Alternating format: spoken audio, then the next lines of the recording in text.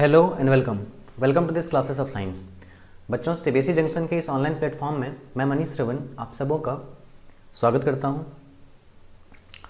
बच्चों, हम लोग क्लास 7 के साइंस में फिजिक्स को देख रहे थे और ये हमारा फिजिक्स में लाइट चैप्टर का दूसरा क्लास होगा।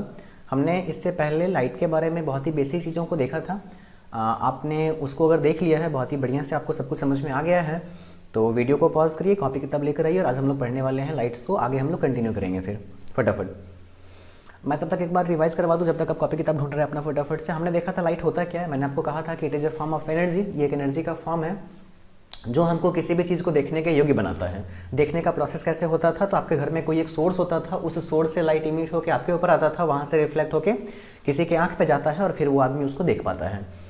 तो फिर उसके बाद हम लोगों ने करा था लाइट ट्रैवल कैसे करता है। तो ट्रैवल होने के लिए स्ट्रेट पाथ पे ट्रैवल करता है, पहली बात। तो दूसरी बात, एक बात और आप याद रखिए, लाइट को लेकर के दो थ्योरीज जो है सो वो लगातार आती रहती है तर्क में। सबसे पहला, लाइट के कुछ लोग सपोर्ट करते हैं लाइट के वेव नेचर को और कुछ लोग पार्टिकल नेचर को, और चूंकि दोनों ही अपने आप में प्रूफ रखते हैं तो आपको दोनों ही पढ़ना है। आपको लाइट का पार्टिकल नेचर और एज वेल एज आपको उसका वेव नेचर भी याद रखना है।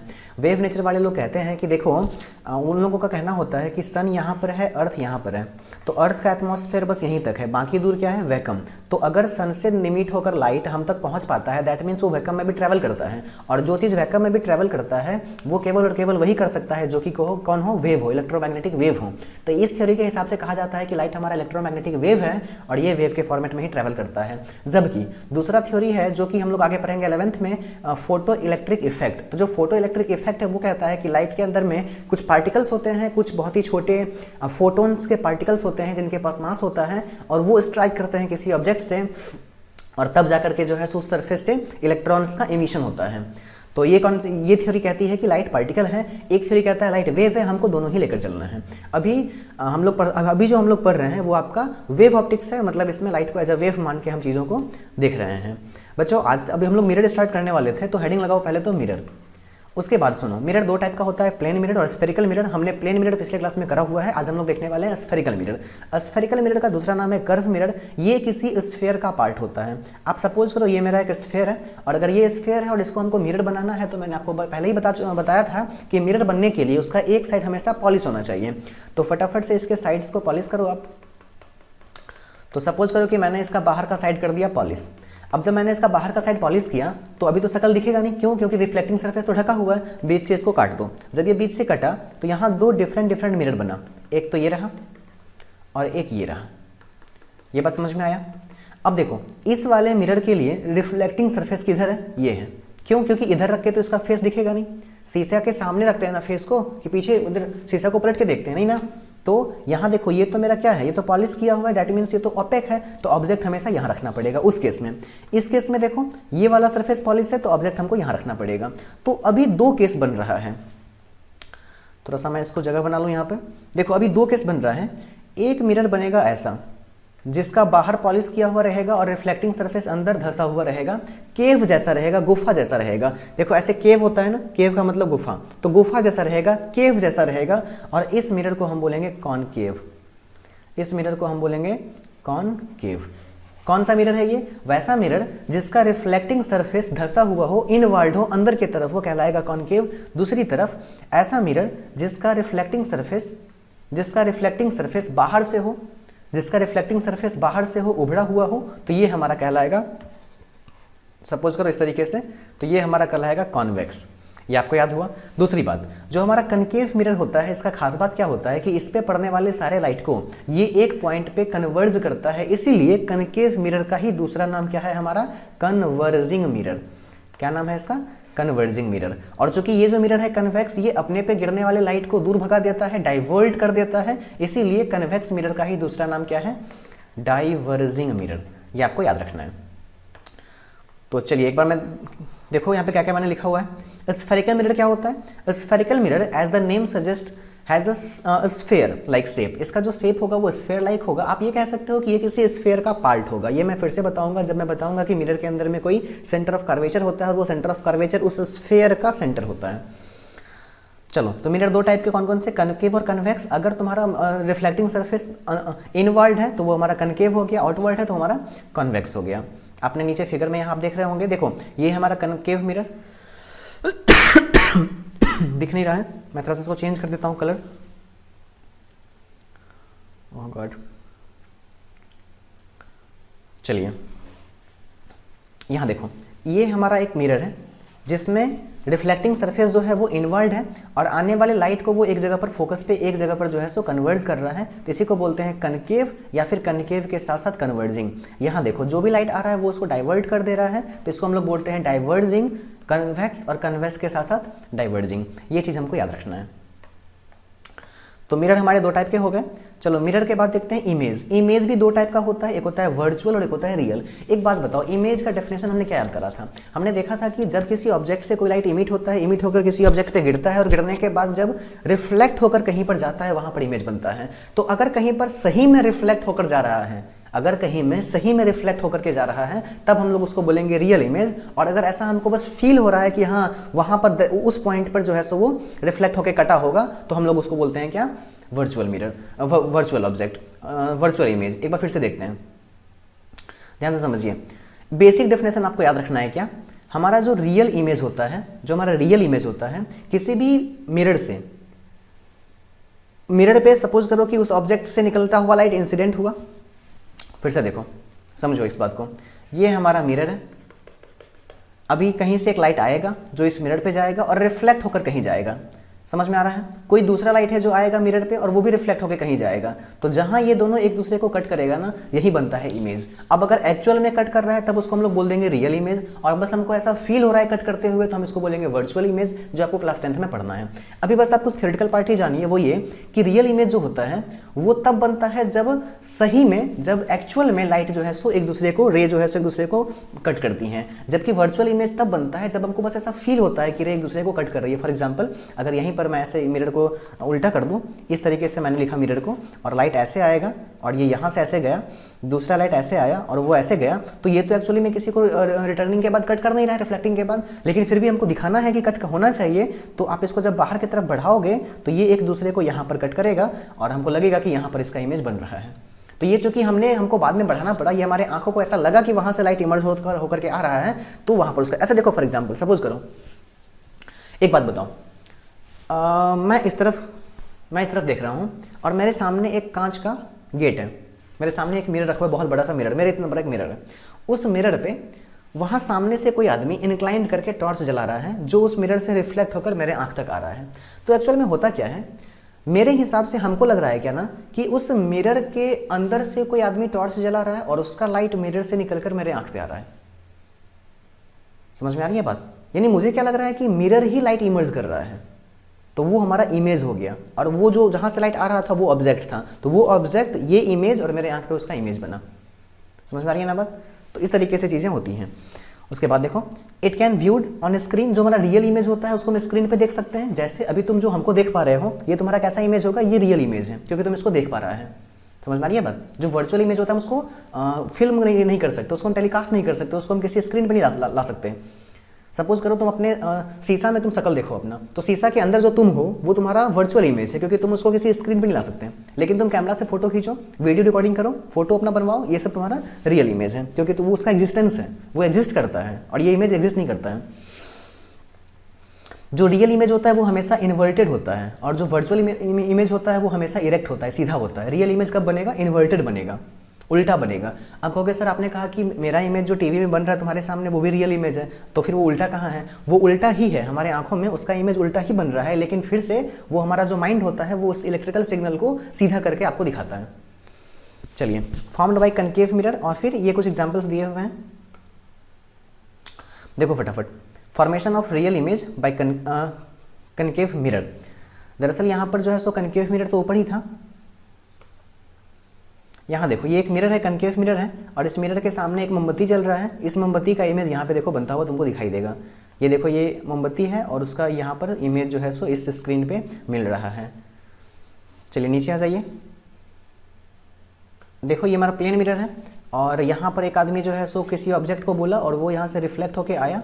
सपोज करो मेरा यहाँ पर आँख रखा हुआ है, तो देखो होता क्या है, आदमी यहाँ खड़ा था और उस आदमी का लाइट इस मिरर पे गया और मिरर पे से जाकर मेरे आँख तक आया, तो हमारे आँख को क्या फील होता है ना कि लाइट तो यहाँ से इस पॉइंट से आ रहा है और इस पॉइंट से आ रहा है, कि दैट मीन्स इमेज हमारा यहीं पर कहीं पर है। तो ये आदमी जो है वो रियल ऑब्जेक्ट है, ये उसका इमेज है और ये हमारा आँख है, हमारा आँख उसको देख पा रहा है। फिर से समझो, तुम जब नाई के दुकान में जाके बाल कटाते रहते हो तो नाई के दुकान से बाहर झांकने पे तुमको बाहर का पूरा रोड दिखाई देता रहता है, रोड पे का पूरा आदमी दिखता है, तो वो आदमी लोग रियल ऑब्जेक्ट है और उसका इमेज तुमको उसके कांच में दिखाई देता है, वो इमेज है। तो यही अंतर है ऑब्जेक्ट में और इमेज में। एक बात और याद रखिए, ऑब्जेक्ट हमेशा इंसिडेंट रे से कनेक्टेड होगा और इमेज हमेशा रिफ्लेक्टेड रे से कनेक्ट होगा। ठीक है, हालांकि इतनी सारी बातें आपको नहीं पढ़नी थी अभी, फिर भी आप देखिए चीज़ों को। चलो, वर्चुअल प्लेन समझ में आया, virtual image by plane mirror. अब हम लोग देखने वाले हैं प्लेन मिरर से कैसे इमेज बनता है। अभी पीछे हमने देखा था वही चीज़ है। The image formed by concave mirror has following properties. देखो ध्यान से समझो आप, केवल ये हमारा है कनकेव मिरर और ये हमारा है कन्वेक्स मिरर। देखो कनकेव मिरर से जब भी इमेज बनता है तो वो image most of the case में वो या तो रियल होगा, मोस्ट ऑफ द केस में रियल ही होगा, केवल एक केस में वर्चुअल होता है। ऑब्जेक्ट को अगर तुम यहाँ कहीं भी रखोगे ना तो इमेज रियल बनेगा, बस अगर बहुत नज़दीक में रख दोगे, एफ और पी के बीच में रखोगे तब इमेज उसका वर्चुअल बनेगा। ये सारी ही चीज़ें हम लोग पढ़ेंगे 8 और 10th में, समझ में आ रही है बातें, या फिर अगले लेक्चर में। तो यहाँ कैसे कैसे इमेज बन सकते हैं, रियल भी और वर्चुअल भी। जब इमेज रियल बनेगा तब वो होगा इन्वर्टेड, उल्टा, और जब इमेज वर्चुअल बनेगा तब होगा सीधा, इरेक्ट। दूसरी बात, साइज कुछ भी हो सकता है, सेम, छोटा, बड़ा, कुछ भी हो सकता है। वही चीज़ कन्वेक्स के साथ भी है। कन्वेक्स के साथ हमेशा ही वर्चुअल ही बनता है, क्योंकि कन्वेक्स यहाँ पर है, हम जब भी लाइट को इसके ऊपर में फॉल कराएंगे वो डाइवर्ट कर देगा और बस हमको फील होगा यहाँ पर कटते हुए, रियल में कभी नहीं कटेगा। दैट मीन्स इसमें हमेशा वर्चुअल बनेगा, और जब वर्चुअल होगा तो हमेशा इरेक्ट होगा, और इरेक्ट होगा और साथ ही साथ हमेशा ही साइज में भी कम होगा। ये बात आप याद रखिएगा। अब है इसके कुछ एप्लीकेशंस, कुछ यूजेस। तो सबसे पहला, आप बहुत जगह देखते होंगे कन्वेक्स लेंस, कन्वेक्स मिरर का, कनकेव मिरर का यूज़ करते हुए।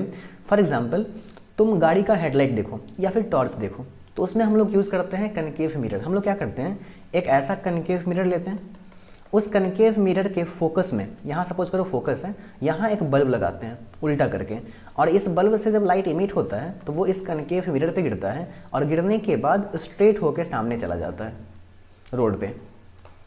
दिख रहा है ये? तो बल्ब तो हमने उल्टा लगाया था, लेकिन फिर उसके आगे जो हमने लगा दिया था कनकेव मिरर, उस मिरर से रिफ्लेक्ट होकर लाइट जो है सो वापस रोड पे सामने गया। तुम पूछोगे कि सर ऐसा क्यों करना पड़ा, बल्ब को सीधा रोड के साइड में लगाते हैं। तुम जब बल्ब को रोड के डायरेक्शन में लगाओगे तो बल्ब से निकलने वाला सारा लाइट डिफ्यूज हो जाएगा। अगर हम उसको उल्टा करके लगा रहे हैं ना, तो वो सारा लाइट डिफ्यूज होकर किस पे गया, मिरर पे गया, और ये मिरर पे आने वाले सारे लाइट को मिरर ने एक बीम बना करके, एक पैरेलल बीम बना करके भेज दिया। बल्ब के अंदर से जो लाइट निकला वो कैसा था, वो तो एक पॉइंट से निकलकर बाहर आ रहा था, जिसको ये मिरर क्या किया, स्ट्रेट लाइन में फॉरवर्ड कर दिया। तो ये चीजें हैं। चलिए फिर उसके बाद आपको देखना है नेक्स्ट क्वेश्चन नंबर, सॉरी, तो टॉर्च में हम लोग इसका यूज करते हैं। आप लोग इसको पढ़िए पूरा बढ़िया से, वीडियो को पॉज कर करके। Application of convex mirror, concave के बाद हम देखते हैं क्या, कॉन्वेक्स मिरर। देखो कॉन्वेक्स मिरर का मैक्सिमम यूज जो होता है वो आपको कहाँ होता है, मोटर बाइक्स वगैरह में होता है, रोड पे जो हम लोग व्यू लेते हैं, वाइडर व्यू लेने के लिए। चूंकि ये होता क्या है, देखो ये तुम्हारा कॉन्केव मिरर है। कॉन्केव मिरर में ये झुका हुआ मिरर होता है और चीज़ें बहुत दूर के आप नहीं देख सकते हो, लेकिन कॉन्वेक्स मिरर ऐसा रहता है, छोटे से मिरर में भी आपको देखो ये यहाँ तक का चीज़ें कवर कर लेगा, ये जो है सो यहाँ तक की चीज़ों को कवर करेगा, और ये केवल यहाँ तक की चीज़ों को कवर करेगा। तो जो कि रोड पे हमको बहुत वाइडर देखना होता है, तो हम लोग उसके लिए इसका यूज़ करते हैं, किसका, कॉन्वेक्स मिरर का। और अभी आपने पढ़ा था कि कॉन्वेक्स मिरर में हमेशा ही इमेज सीधा भी बनता है, इरेक्ट बनता है, हमको उसका भी फायदा मिल गया। छोटा बनता है तो बहुत बड़े से एरिया का इमेज छोटे से आपके गाड़ी के शीशा में जो है आपको दिख जाता है, वरना शीशा ही बहुत बड़ा लगाना पड़ता फिर। चलिए, तो बहुत सारा बेनिफिट था इसका, तो हमने इसका यूज़ किया। डेंटिस्ट लोग यूज़ करते हैं कन्वेक्स मिरर का, वो अपने यहाँ पर एक टॉर्च लगाते हैं और लाइट को वहाँ पर से सेंटर करते हैं आपके माउथ वगैरह में, फिर वहाँ पर छोटे छोटे काम को वो करते हैं। आपके यहाँ पर जो डाइवर्जिंग ग्लास होता है, आपने जो मैग्नीफाइंग ग्लास देखा है उसमें तो लेंस हालांकि यूज़ रहता है, तो वो भी डाइवर्जिंग, वो कन्वर्जिंग है, वो बहुत सारे लाइट को एक जगह पर कन्वर्ज करके वहाँ पर आग लगा देता है, सन के लाइट को, एक हीट को, गर्मी को एक जगह पर रख करके। चलिए ये देखिए, ये हमने कॉन्वेक्स मिरर यूज़ किया है, याद करिए, एकदम याद रख लो। कॉन्वेक्स कहाँ यूज़ होता है, तो व्हीकल्स में, और कॉन्केव कहाँ यूज़ होता है, तो टॉर्च वगैरह में। मिरर के बाद क्या है, लेंस। एक बेसिक डिफरेंस क्या है मिरर और लेंस में, देखो मिरर का एक सरफेस तुम्हारा रिफ्लेक्टिंग होता है और जबकि दूसरा सरफेस ऑपेक रहता है। जबकि लेंस के अंदर में ऐसा कुछ नहीं है। लेंस कोई भी एक कांच का टुकड़ा, कोई एक ग्लास, कोई एक प्लास्टिक का टुकड़ा, कुछ भी हो सकता है, बशर्ते वो लाइट को अपने से होकर के गुजर जाने दे। लेंस कहने का मतलब जो लाइट को अपने से होकर के पास हो जाने दे, जिसके अंदर में लाइट का ट्रैवल पॉसिबल हो। अब ये लेंस भी दो तरह के होते हैं। हम लोग मान के चलते हैं कि ये हमारा एक स्फेयर है और इस स्फेयर में सपोज करो हमने ऐसा करा, दो स्फेयर को लिया, तो देखो यहाँ पर एक लेंस बन रहा है, यहाँ भी एक लेंस बन रहा है ना। तो इस तरीके को मैं नीचे ड्रॉ कर देता हूँ बढ़िया से।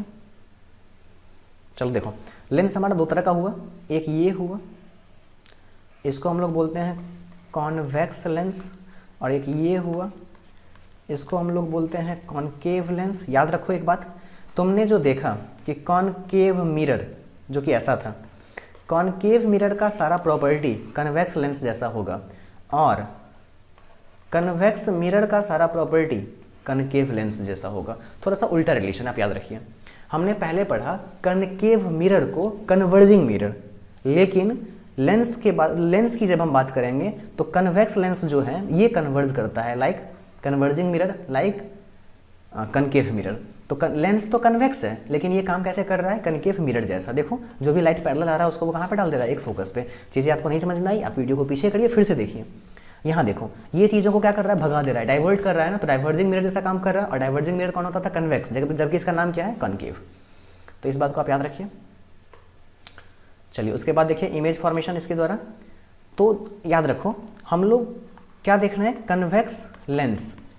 तो कन्वेक्स लेंस का कैसा प्रॉपर्टी होता है, कनकेव मिरर वाला। तो वही सेम चीज़ यहाँ पे पुट कर दो। कनकेव मिरर में भी क्या होता था, रियल बनता था, इन्वर्टेड बनता था, और कभी कभी वर्चुअल भी बनता था, इरेक्ट भी बनता था। तो वही सारी चीज़ें यहाँ भी आएंगी। चलो कनकेव में देखो, तो कनकेव लेंस ये है, जबकि इसका नेचर कैसा है, कन्वेक्स मिरर जैसा, इस तरह का। अब कन्वेक्स मिरर का बात याद करो, हमेशा ही इसमें वर्चुअल बनता था, इरेक्ट बनता था। तो हमेशा ही वर्चुअल बनेगा, हमेशा ही इरेक्ट बनेगा, स्मॉलर भी बनेगा। तो ये कुछ चीज़ें हैं जो आपको याद रखनी है। यहाँ देखो ये हमारा कन्वेक्स लेंस है और उसका इमेज यहाँ बन रहा है, और ये कनकेव लेंस है, उसका इमेज यहाँ बन रहा है। स्मॉल बनेगा, थोड़ा सा छोटा बनेगा। चलिए उसके बाद देखिए कुछ चीज़ें बहुत ही इंपॉर्टेंट। सबसे पहले सनलाइट और रेनबो। तो वीडियो को पॉज करिए, हेडिंग लगाइए सनलाइट एंड रेनबो। तो बच्चों अब हम लोग देखते हैं रेनबो कैसे बनता है। देखिए आपने देखा होगा, सबसे पहले तो कुछ ऐसी चीज़ें हैं लाइट को लेकर के जो नेचुरल फिनोमेना में काउंट होती हैं। सबसे पहले आपको कोई क्वेश्चन पूछ रहा होगा कि बताओ फटाफट से, कुछ चीज़ें मैं आपको बताता हूँ फटाफट, समझिए आप। हमारा जो लाइट होता है ना वो 7 कलर से मिलकर बना हुआ होता है। उसमें VIGBOR विग्योर एक मतलब आपने पढ़ा होगा पैटर्न। तो इतने सारे कलर्स को मिला करके जो है सो मैं लिख देता हूँ उसको कहीं पर एक बार, VIBGYO और R। तो red, orange, yellow, green, blue, Indigo और वायलेट, इतने सारे कलर से मिलकर के जो है सो हमारा वाइट कलर बना हुआ रहता है। इसी को न्यूटन साहब ने बाद में एक डिस्क पे रखकर सारे कलर्स को रखा और उसको बहुत तेज़ी से जब मूव करवाया तो उनको दिखा कि बिल्कुल ही एक कलर। बाद में फिर इस चीज़ को प्रूफ करा गया प्रिज्म से।